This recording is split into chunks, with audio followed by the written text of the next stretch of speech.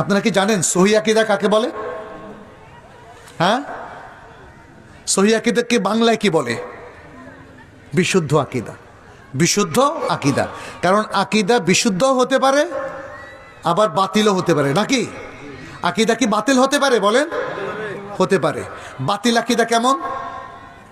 যেমন মাজারে গিয়ে সেজদা করা, এটা কি বিশুদ্ধ নাকি বাতিল? বলেন। মিলাদ পড়া বিশুদ্ধ আকীদা নাকি বাতিল? বাতিল আকীদা।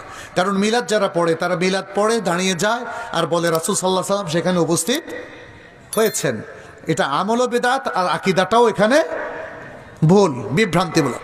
তাইলে আকীদা শুদ্ধ হতে পারে, অশুদ্ধ হতে পারে, হকও হতে পারে, বাতিলও হতে পারে।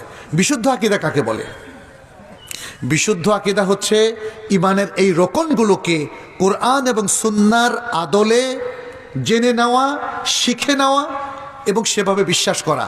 এটা হলো বিশুদ্ধ আকীদা। আল্লাহ কোথায় আছেন বলেন তো? আল্লাহ কোথায় আছেন? জোরে বলেন। আরশের উপর আছেন। এটা হলো বিশুদ্ধ আকীদা।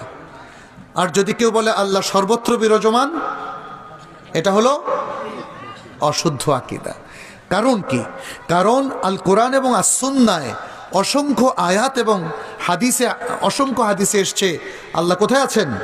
আল্লাহু ফিস সামা, আল্লাহু ফিস সামাই আলাল আরশ, আল্লাহু ফিস সামাই আলাল আরশ।